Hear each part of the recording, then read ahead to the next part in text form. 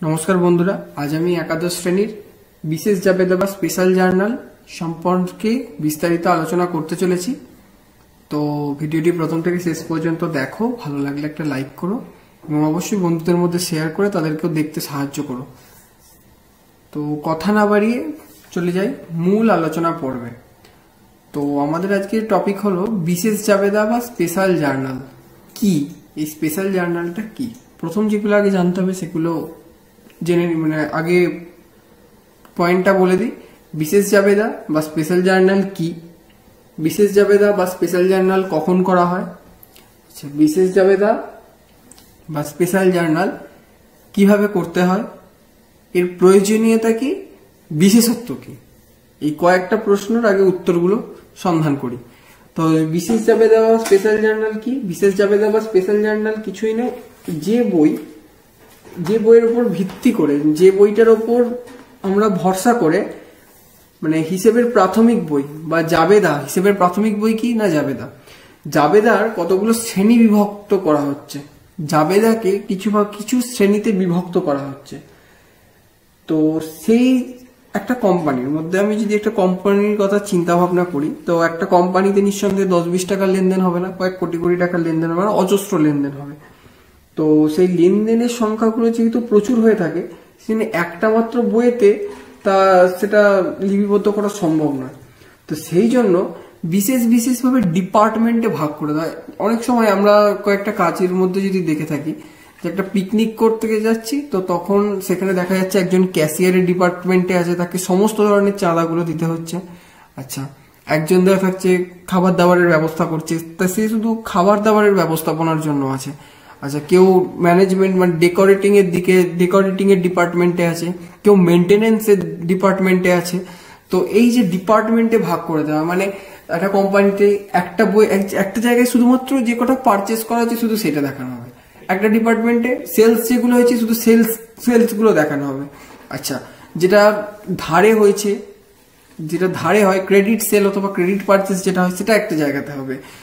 এই যে জিনিসগুলো, সেইটা হচ্ছে বিশেষ জাবেদা। মানে বিশেষ জাবেদাকে কয়েকটা ভাগে ভাগ করে দেওয়া হচ্ছে।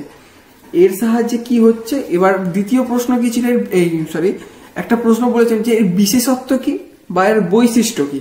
তো এর বৈশিষ্ট্য হচ্ছে এটাই যে কয়েকটা ভাবে শ্রেণী বিভক্ত করে আমরা যে লেনদেন সম্পর্কিত যে সমস্ত তথ্যগুলো আমাদের পাওয়ার কথা সেগুলো পেতে আমাদের সাহায্য করে হচ্ছে এই বিশেষ জাবেদা বা স্পেশাল জার্নাল। তাহলে এর বিশেষত্ব হচ্ছে, আরো একটা বিশেষত্ব, যে এটা যেহেতু কয়েকটি ভাগে বিভক্ত হয়ে থাকে, সেই জন্য আমাদের খুব দেখতে সুবিধা হয় যে কোনটা কোন ডিপার্টমেন্টে, যেটা আমাদের দেখার দরকার। আমি ধরে নিচ্ছি যেটা আমার নগদ লেনদেন কত হয়েছে আমি সেটা জানতে চাইছি, সহজেই আমি বলে দিতে পারবো এখান থেকে। আচ্ছা, কেন করব না, করার কারণ হচ্ছে এটাই যে আমরা যত নিখুঁতভাবে এই কাজটা সম্পন্ন করতে পারবো তত কি হবে না, তত আমাদের কাজের প্রেশারটা কমে, আমাদেরকে খুঁজতে হবে না। যেটা আগে ছিল, আগে কি ছিল না, আগে কম্পিউটার ছিল না তখন আমরা কি করতাম, খাতায় লিপিবদ্ধ করতাম। আর খাতায় লিপিবদ্ধ করার ফলে কি হতো, খাতায় লিপিবদ্ধ করতে গেলে সমস্যা হচ্ছে একটাই, যে যখন কেউ কিছু জানতে চাইবে তখন সেটা অনেক কঠিন হয়ে যাবে সেটা বলা। তো সেই জন্য কি হলো, কম্পিউটার যেটার মধ্যে সমস্ত কিছু স্টোর থাকছে, যেটা একটা বাটন প্রেস করি আমরা সহজে বলে দিতে পারবো যে কোথায় আছে। ঠিক সেম অ্যাজ আমাদের এই স্পেশাল জার্নাল জিনিসটা, যে আমরা একবার খাতাটা দেখি বলে দিতে পারবো যে আমার কত কি হয়েছে না হয়েছে, সেই তখনও পর্যন্ত সেই ব্যালেন্সটা কি হয়ে আছে। তো এই বিশেষ জাবেদাকে কভাগে ভাগ করা যায়, আমার দ্বিতীয় প্রশ্ন ছিল। তা দ্বিতীয় প্রশ্ন হচ্ছে এইটাই, বিশেষ জাবেদাকে এই 2, 4, 6, 8 ভাগে ভাগ করতে হচ্ছে বিশেষ জাবেদাকে। বিশেষ জাবেদার প্রথম কি, নগদান বই বা ইংরেজিটা হচ্ছে কি ক্যাশ বুক হলো খুচরো নগদান বই বা পেটি ক্যাশ বুক। পেটি ক্যাশ বুক।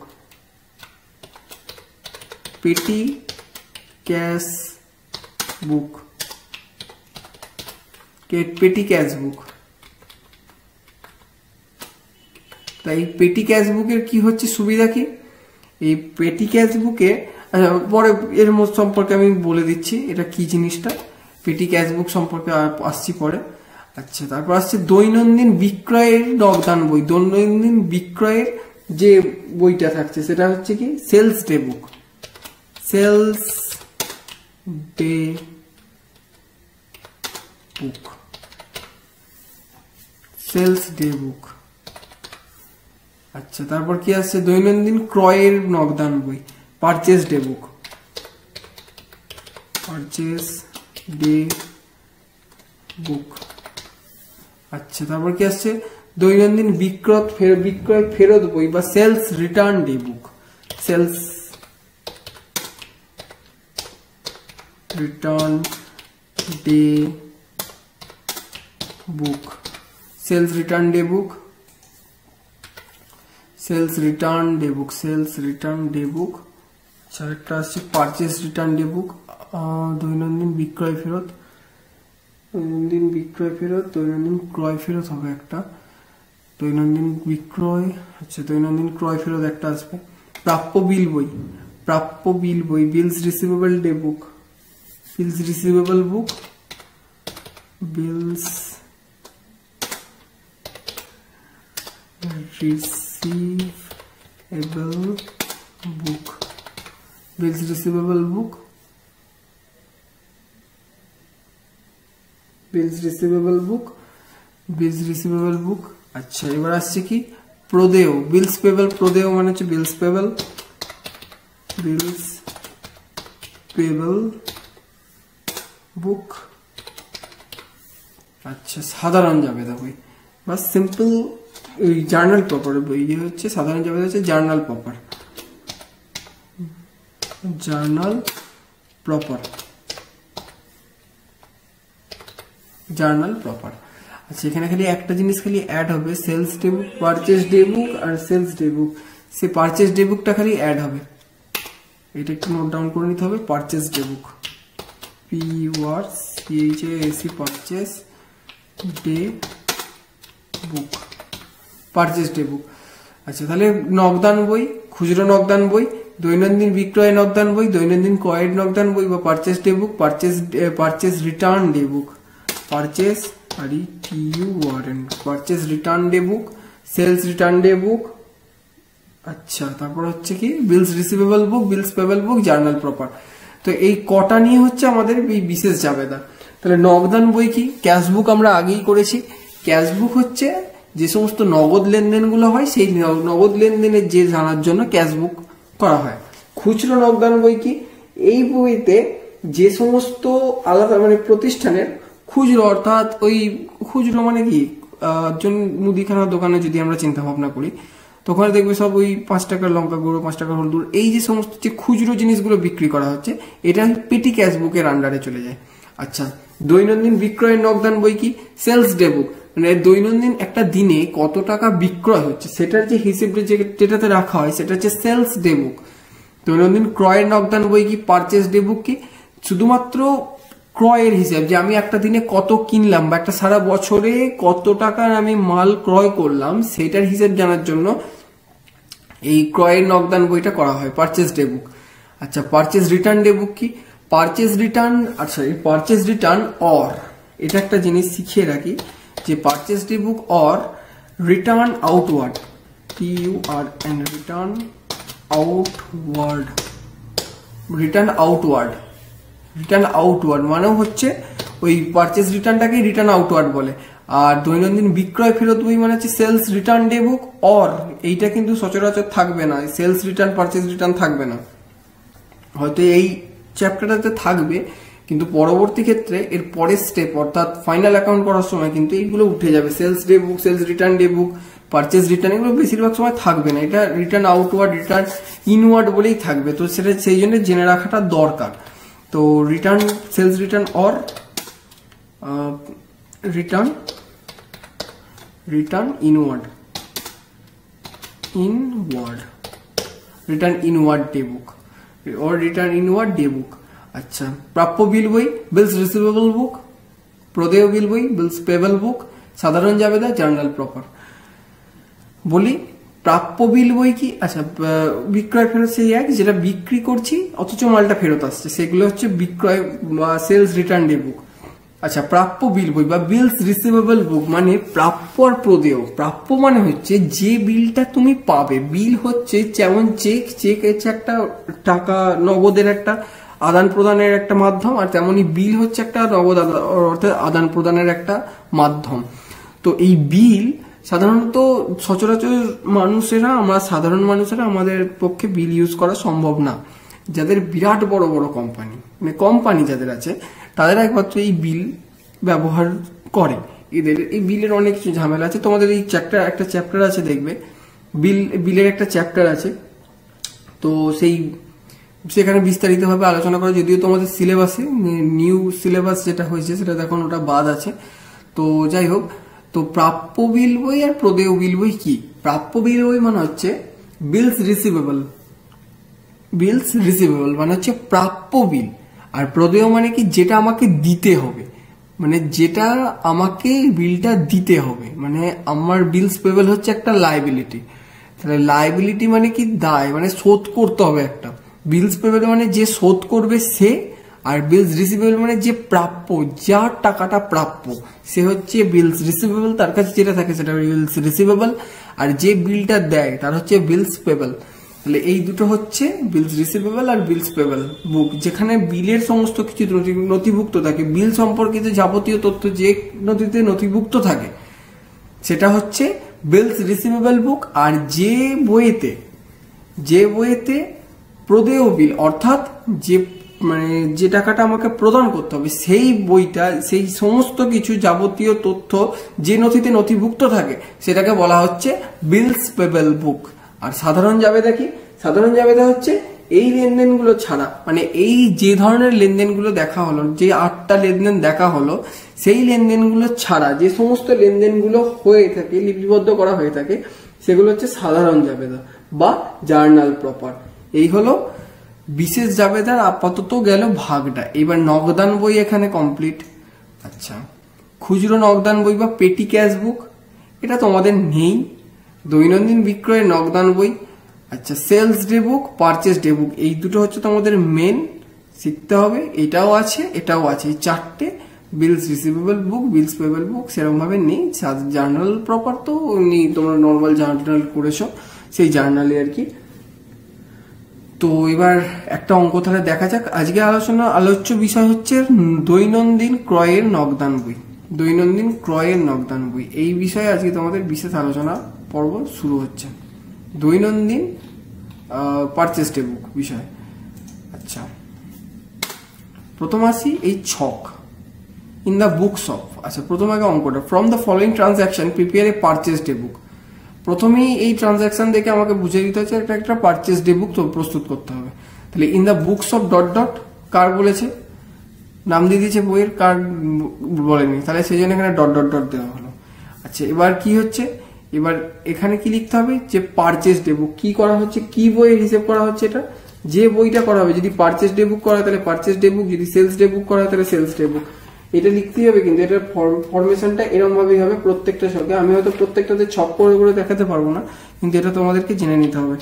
এই একটা ছক আমি দেখিয়ে দিলাম, purchase, CHASE, purchase, CHAPUR, purchase day book, purchase day book. এইটা লিখতে হবে। এটা একটা ফরমেশন যেটার দ্বারা তোমরা পুরো অঙ্কটাকে এখান থেকে স্ট্র্যাটেজি অনুযায়ী তোমরা করতে পারবে, যেখান থেকে তোমরা সম্পূর্ণ নাম্বারটা, এই অধ্যায় থেকে একটা কোশ্চেন থাকবে খুব 6 নম্বরের। তো সেই কোশ্চেনটা দেখে তোমরা সহজেই এটা বুঝতে পারবে যে কিভাবে করতে হবে, মানে ফুল নাম্বারটা তোমরা এখানে পেয়ে যাবে। এই কথাটা কিন্তু লিখতে হবে, আবারও বলছি বারবার, এই কথাটা কিন্তু লিখতেই হবে। যদি ভিডিওটা ভালো লাগে, আবারও সেই একই রিকোয়েস্ট, প্লিজ একটা লাইক করে দিও, আর সম্ভব হলে বন্ধুদের মধ্যে শেয়ারও করে দিও, তাদেরকেও দেখতে সাহায্য করো। চলে যাওয়া যাক, আবার ফিরে যাওয়া যাক বিষয়, আলোচ্য বিষয়। তো এবার কি হচ্ছে? প্রথম ট্রানজাকশন 1 তারিখ জানুয়ারির 1 তারিখে কি হয়েছে? Purchased a from Dalmia and company 200 sarees at the rate of ₹200 per piece। এখান থেকে এইটুকুটা থেকে কি বোঝা যাচ্ছে? বলছে একজন কোথা থেকে কিনেছে? ডালমিয়া অ্যান্ড কোম্পানি থেকে একজন শাড়ি কিনেছে, 200 পিস শাড়ি কিনেছে, যেটার দাম পড়েছে, প্রত্যেকটার দাম পড়েছে 200 টাকা করে। তাহলে এবার কথা হচ্ছে আমরা কার জার্নাল এন্ট্রিটা আগে ভালো করে জানতে হবে। জার্নাল এন্ট্রি কি? কার থেকে কেনা হচ্ছে, কি আসছে, প্রথম আসছে শাড়ি আসছে, শাড়ি আসছে, তাহলে শাড়ি অ্যাকাউন্ট ডেবিট কোথা থেকে আসছে? ডালমিয়া অ্যান্ড কোম্পানি থেকে।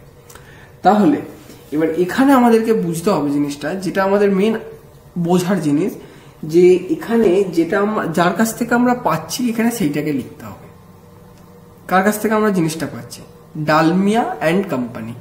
ডালমিয়া অ্যান্ড কোম্পানি, কারণ কি না আমরা যখন লিখবো তাহলে কি লিখবো? To Dalmia and company. তো যেখান থেকে পাচ্ছি সেইটার এখানে লিখতে হবে যে Dalmia and company. Dalmia and company, Dalmia and company কি পাচ্ছি এবার ন্যারেশন, যেটা আমাদের ভাষাতে বলা হয় ন্যারেশন, যেটা এখানে ন্যারেশন ঠিক নয়, বলা যাবে না, যাই হোক এটা ন্যারেশনের মতন, ন্যারেশনই বলতে পারো। আচ্ছা, 200টা শাড়ি কিনছে, শাড়ি কত করে দাম পড়ছে প্রত্যেকটা? At the rate of 200 each, 200 each. তাহলে কত টাকা হচ্ছে? আচ্ছা যাই হোক, কত টাকা হচ্ছে এখানে আমাদের লিখতে হবে। কত টাকা হচ্ছে এখানে লিখতে হবে? কত টাকা হচ্ছে না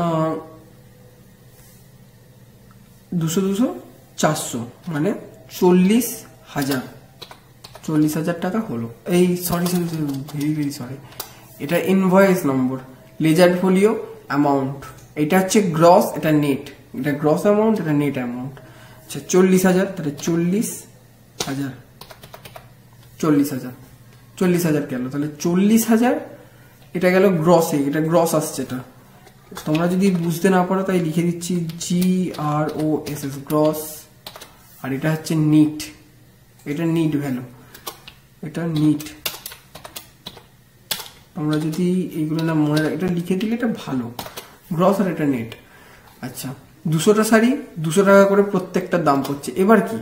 এবার হচ্ছে দেখো এখানে বাদ বাকিটা পড়া হয়নি, বলছে trade discount 5% and cash discount 10%। Trade discount 5% and cash discount 10%। এখানে একটা জিনিস এবার বলি, ক্যাশ ডিসকাউন্ট কখন হয় আর ট্রেড ডিসকাউন্ট কখন হয়? ট্রেড ডিসকাউন্ট ধারে কিনলেও হবে আর বাকিতে কিনলেও হবে, এই নগদে কিনলেও হবে, কিন্তু ক্যাশ ডিসকাউন্ট কেবলমাত্র যে লেনদেনগুলি নগদে হয় সেই লেনদেনগুলিতে একমাত্র এই ক্যাশ ডিসকাউন্টটা আসে, আদারওয়াইজ ক্যাশ ডিসকাউন্ট আসে না।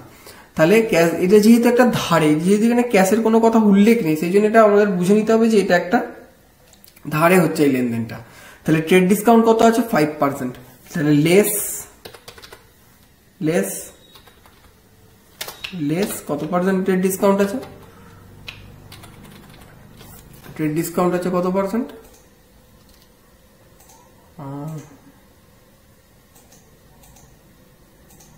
ট্রেড ডিসকাউন্ট আছে এখানে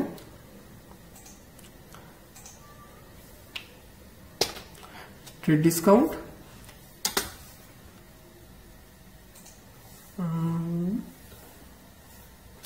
trade discount COUNT trade discount কত টাকা আছে না?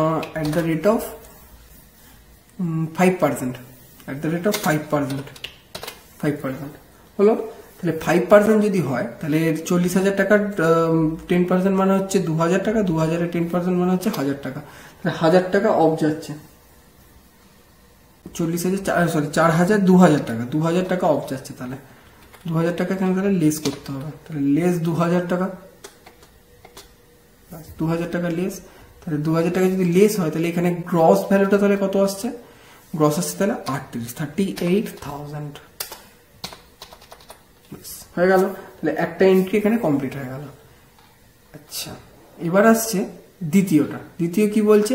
10 তারিখে purchased from Das and company 1000 shirts at the rate of 125 per piece, trade discount 10%। তাহলে 10 তারিখে কি হচ্ছে এবার ঘটনাটা? 10 তারিখে দেখা যাক কি ঘটনাটা ঘটলো। 10 তারিখে ঘটনা ঘটছে যেটা, সেটা হচ্ছে যে 10 তারিখে একটা ঘটনা ঘটেছে। 10 তারিখে ঘটনাটা আবার কি ঘটলো দেখা যাক।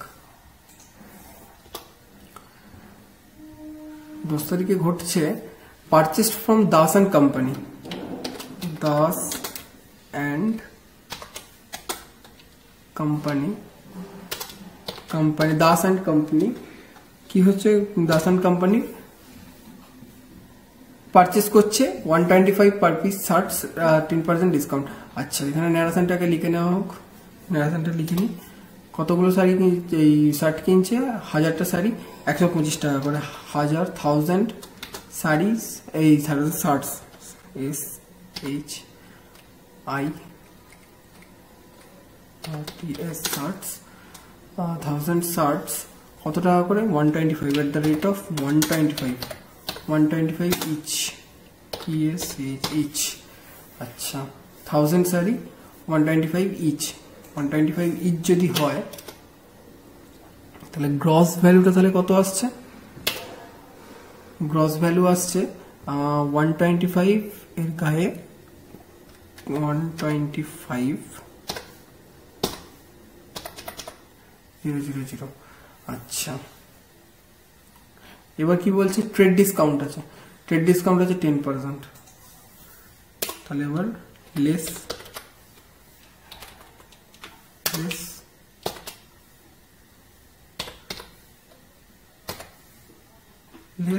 কত পার্সেন্ট ট্রেড ডিসকাউন্ট,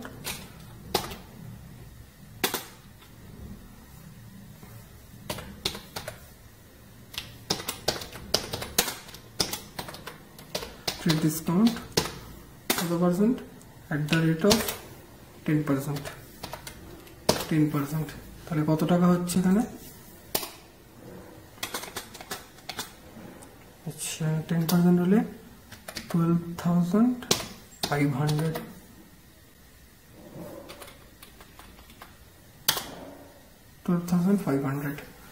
তাহলে এবার নেট তাহলে কত হচ্ছে, নেট ভ্যালু আসছে 112,500।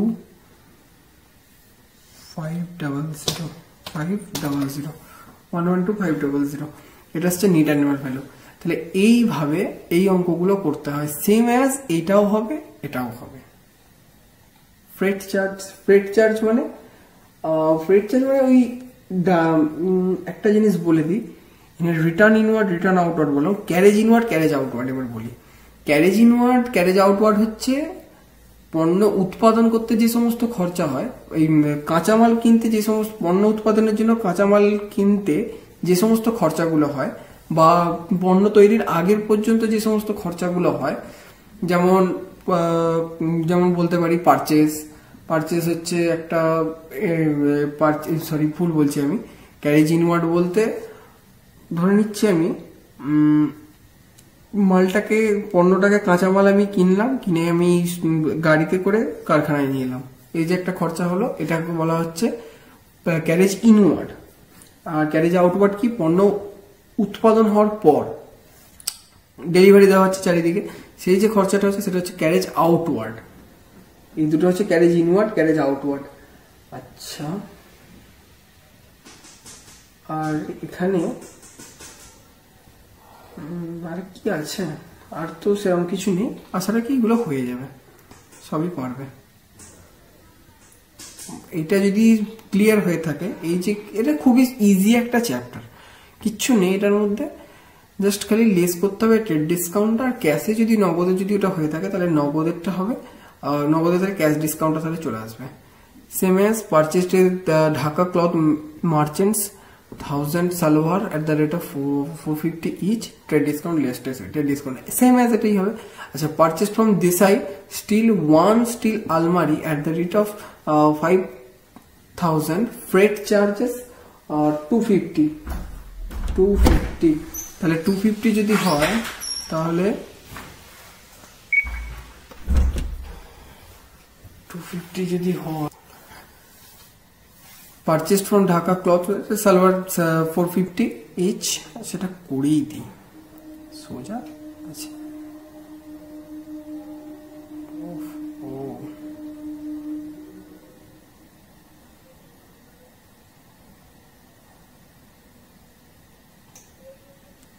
আচ্ছা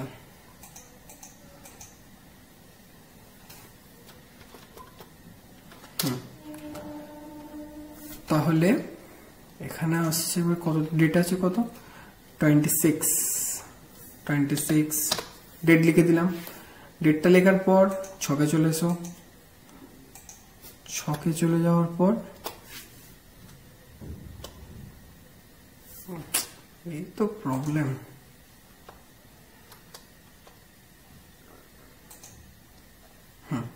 ওকে সেটাকে অ্যাডজাস্ট এখনো হয়নি, যাই হোক একটু বুঝে নিও, প্রবলেম হবে একটু, কিছু করার নেই এখানে আমার।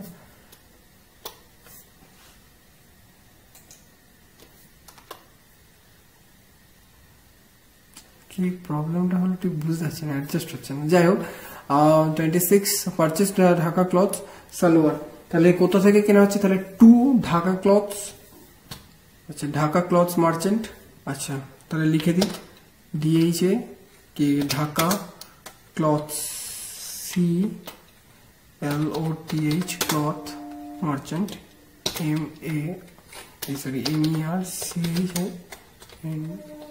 MERCHANTS Dhaka cloth merchants. আচ্ছা এবার কতগুলো সালোয়ার কামিজ কেনা হচ্ছে, তাহলে 100,000 সালোয়ার SAL और সালোয়ার @ 450 each, 450 each, তাহলে কত হচ্ছে 45,000 গ্রসে লিখে দিই 45,000 লিখে দিলাম 45,000। এবার কি আছে, ট্রেড ডিসকাউন্ট আছে, ট্রেড ডিসকাউন্ট হচ্ছে কত 10%, ট্রেড ডিসকাউন্ট লেস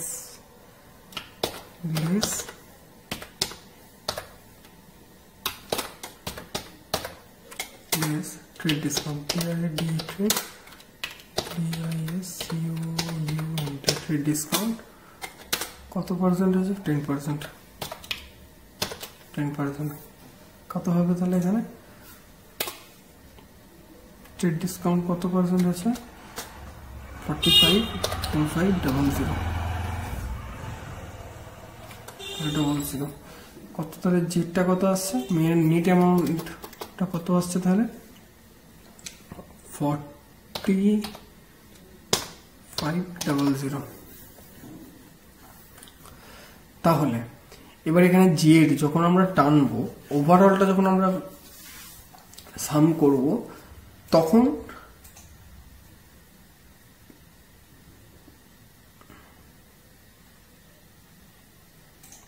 বলছি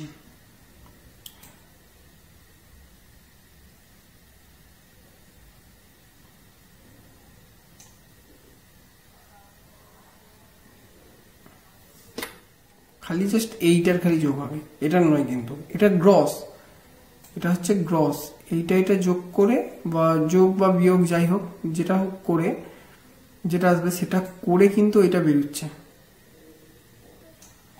এটা একটু বুঝে নিতে হবে। হ্যাঁ এটা যেন গন্ডগোল না হয়ে যায়, তাই যতটা সম্ভব চেষ্টা করছি করে দেওয়া ঠিকঠাক। যাই হোক এইবার দেখা যাক, এবার যেটা হচ্ছে কি সেটা হচ্ছে ওভারঅলটা যোগ করে কত হচ্ছে 191 হবে, 191,000। তাহলে এইটা এলো পুরো জেটটা। এবার একটা প্রশ্নের উত্তর দিই যে 31 ডেটে যেটা হয়েছে সেটা কেন এলো না, কারণ দেখো purchase from Desai steel 1 steel আলমারি @ 5,000, ফ্রেট চার্জ ইজ ₹250, এটা এলো না। তার কারণ হচ্ছে পারচেস ডেবুকে কি আসে, আমি একটু আগে বলেছি যে সমস্ত দৈনন্দিন লেনদেনগুলো দৈনন্দিন ভাবে ঘটে থাকে।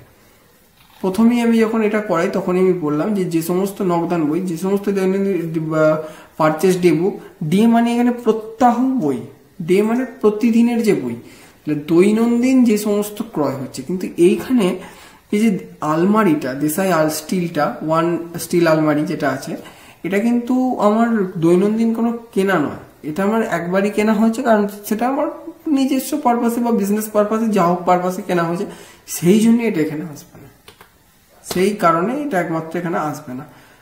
কথাটা আশা রাখি বোঝা গেছে। আর যদি কোনো প্রশ্ন থাকে অবশ্যই আমাকে জানিও। আজকের মতো ভিডিওটা এই পর্যন্তই রইল। আশা রাখি পারচেস ডে বুক সম্পর্কে পুরো ধারণাটা ক্লিয়ার হয়ে গেছে। তো যদি ভালো লেগে থাকে ভিডিওটা প্রথম থেকে শেষ পর্যন্ত দেখার জন্য প্রথমেই বলি অনেক অনেক ধন্যবাদ। আর যদি ভিডিওটা ভালো লেগে থাকে প্লিজ একটা লাইক করে দিও, আর চ্যানেলটাকে প্লিজ সাবস্ক্রাইব করে আমাকে আমার পাশে থাকতে সাহায্য করো, যাতে আমি ভিডিও বানানোর জন্য আরো আগ্রহী হই। আর সম্ভব হলে প্লিজ বন্ধুদের মধ্যে শেয়ার করো, যথেষ্টভাবে শেয়ার করো। আচ্ছা কি যদি কোনো প্রশ্ন থাকে অবশ্যই আমাকে কমেন্ট করে জানিয়ে আমি উত্তর দেবো। তো ভিডিওটা প্রথম থেকে শেষ পর্যন্ত দেখার জন্য অজস্র অসংখ্য ধন্যবাদ। দেখা হচ্ছে পরের কোনো ভিডিওতে।